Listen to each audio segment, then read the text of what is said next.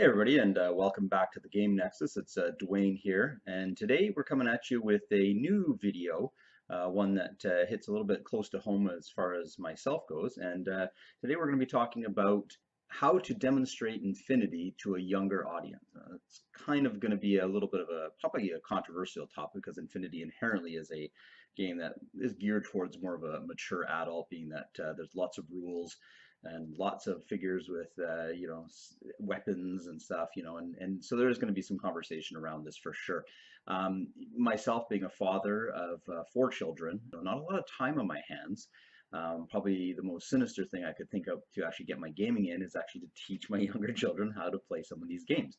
Now, my middle daughter is 8 years old this year, and she's at that age where she can actually be learning some of the stuff. And of course, naturally, she's taken an interest in these figures that are in her dad's cabinet. She sees her dad painting these all the time, and I'm playing with friends, so she's taken sort of a natural curiosity to this. And I've already started teaching her some of these games. We've played Imperial Assault on the channel. And I thought, you know what, Infinity is a really awesome game. I really do enjoy it. And I think she's at that age where she understands that these little figures with guns aren't really people that are going to go out and kill each other in real life. But it's such an amazing game, and some of the figures have really captured her attention. Some of the style, the colors, just the amazing detail that Corvus Belli puts into it. So, I thought, how on earth am I going to teach her how to play Infinity? I mean, I can barely play the game myself, and some of the rules are really complex. But I took it more as a challenge because I would like to enjoy this hobby with her, and I think when she gets her head wrapped around the rules, I think she probably would enjoy it. So where do you actually start when you actually decide you want to teach Infinity to somebody who's maybe younger, or just maybe just teach it to someone in general? It's a good question. I mean, the good thing about it is that Corvus has created two box sets that actually can cater to introductory games, Operation Ice Storm and Operation Red Veil. Now these are two starter box sets that come complete with card terrain as well as two starting armies, two factions. So I mean, they're a great place to start. I mean, they'll set you back maybe about $100, but you literally have a complete demoable box set ready to go. So I have both these box sets. So for me, I got the Ice Storm one first, and they're fully painted. So that's the one we started with. So in this video, I'm going to break down some of the initial steps that you're going to want to follow when doing these demos. I won't get into the rules per se. I'll leave that to you and probably people who are much better at that. But I do have a background in facilitation and event planning and marketing. So I've basically taken those skill sets and applied them how I would teach Infinity to a younger person and my daughter specifically. So let's start. So step one, assemble your materials. So the biggest thing, of course, here is you want to put your best foot forward when it comes to Infinity. If you yourself don't paint figures, maybe you look around locally to see if somebody would want to help you out with that. But I think it's really important that whatever starter you pick or whatever figures you're going to put on the table to demonstrate the game, that they are painted. Painted figures just, supercharge the imagination. It's the difference between playing a board game-ish type game and like a tactical miniature game. When these figures are painted and are put onto a table with scenery, they just come alive. So to me, that's the number one step. You want to make sure that they're assembled and they're painted for best presentation. So number two is going to be your terrain. That's pretty easy to handle when you are dealing with the starter box set. I mean, it comes with a map. I highly recommend that you laminate the map or flatten it to a point where it's not crinkly. Again, just trying to create a good presentation. The card terrain that comes with it is totally suitable. You don't really need to do much there. The only one point I would make is maybe base the terrain or put some weight in the bottom so they're not easily knocked over when you're moving your figures. And that just, again, helps for the presentation.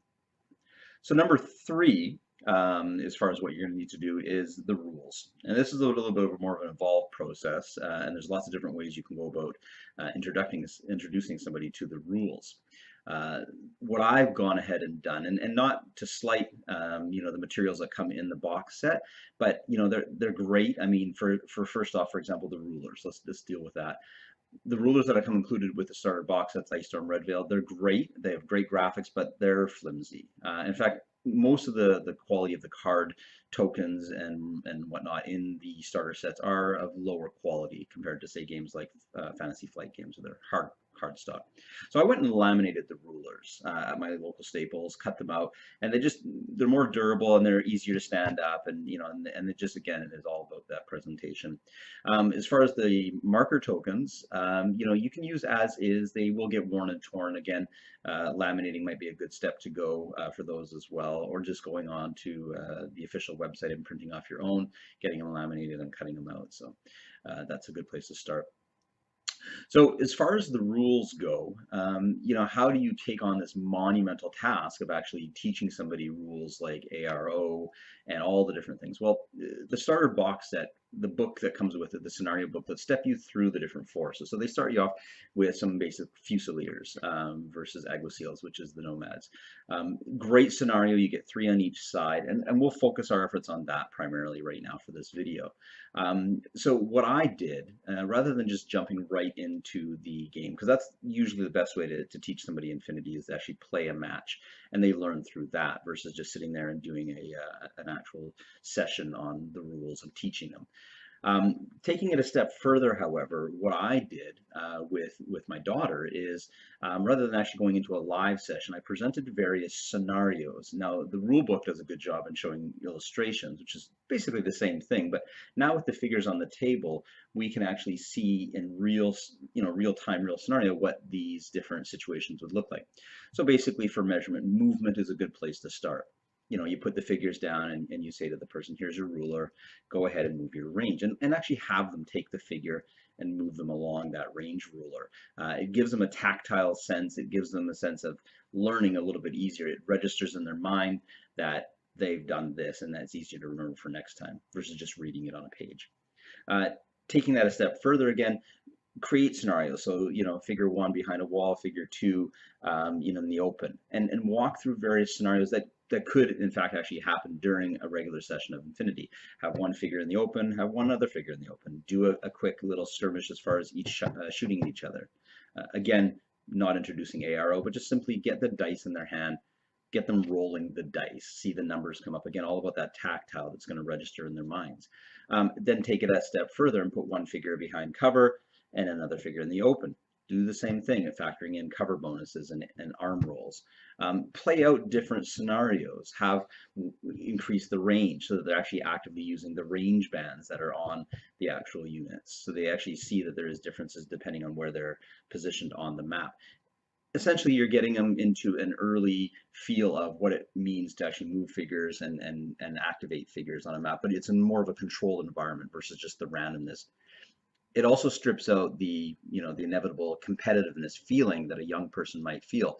I mean, you got to remember, teaching Infinity to an 8-year-old, feelings like that you get when you're playing in a competition, these are all amplified when you're dealing with a younger person. So, stress. My daughter Michaela, for example, is always worried about making the right or wrong decision. So these are things that younger people feel, right? Anxiety towards that. So strip that out of the way and just play out these different scenarios before you actually get into a real match where the stakes are higher and they feel like that they have to actually succeed or else something bad happens. So these are what I did prior. Now, going back, we made reference to the units, right? Well, Corvus did a great job including a lot of materials, but what they didn't do, and I felt this was a missed opportunity, is, and it's sort of becoming quite a common thing in other games, is that they didn't create any kind of a visual aid as far as each of these units go. They have a great tool online that you can use, which is an army creation sheet, and it's great for advanced players. It spits out kind of like a spreadsheet style character sheet on your entire team. It's a really math and sort of Excel intensive sheet. I mean, it looks like a trigonometry, rule book. You've got numbers, you've got stats, and for a younger person, that's completely overwhelming. So what I think was a missed opportunity was actually having unit cards. You'll see this in games like Imperial Assault. I think even War Machine has it. The big guys like Warhammer, Infinity, and a lot of these other games don't use these visual aids. And I guess that's probably from their history in not having them when games first came out.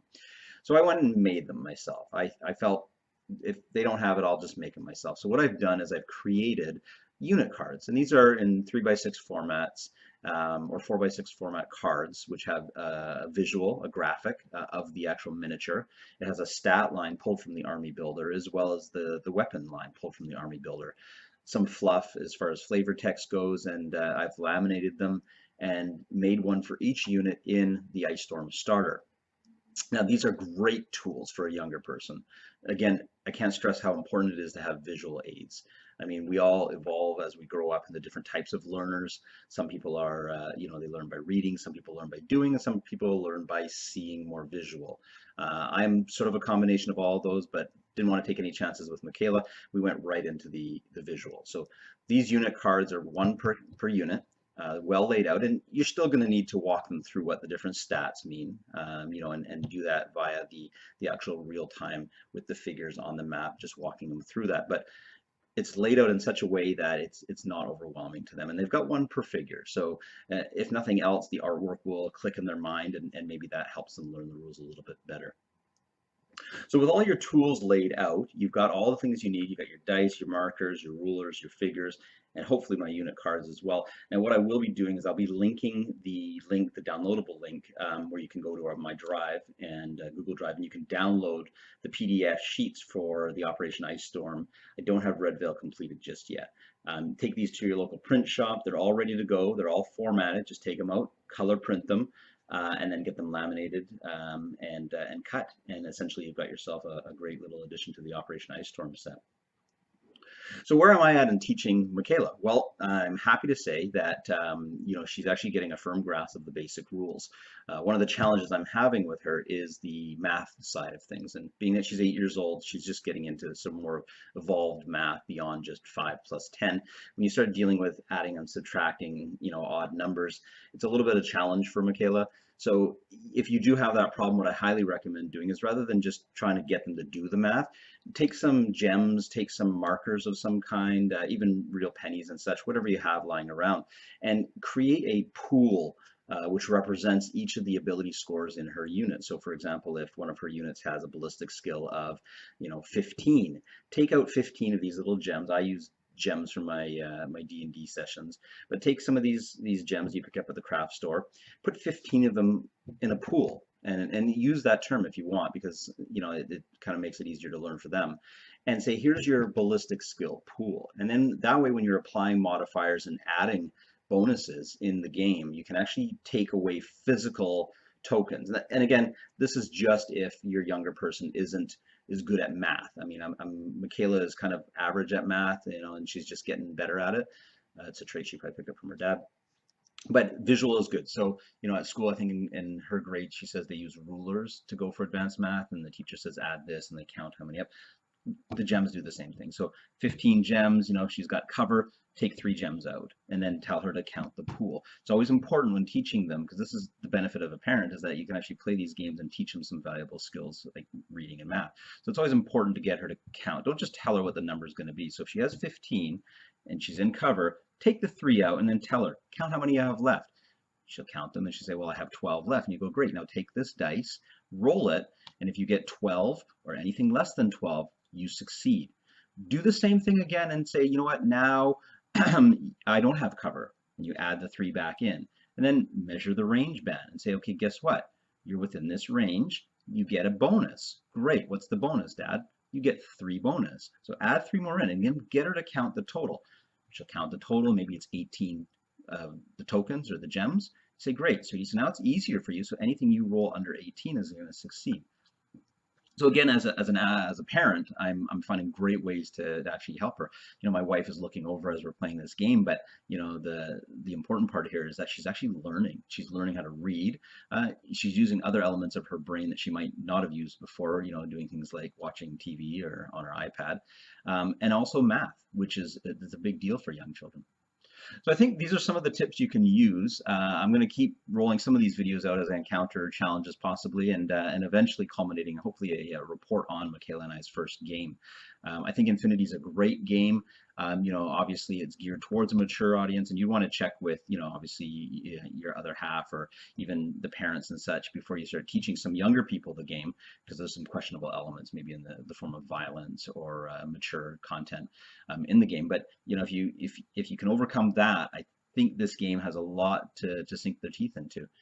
If there's other games that you play that you want some tips on learning how to teach, please throw them in the comment section as well. Like I'm teaching my daughter how to play Relic Knights, and also I did succeed in teaching her how to play Imperial Assault, and that too is a kind of a tricky game as well. So if you have questions and you want some tips on how to do that, or some of the job aids, or some of the aids that I would use, fire them in the comments, and I'll do my best to help you out. So again, thanks for tuning in, guys. And as always, like, subscribe to the Game Nexus channel, and hit us up at our website at enterthegamenexus.com. Okay, this is Evo Knight Dwayne, signing out.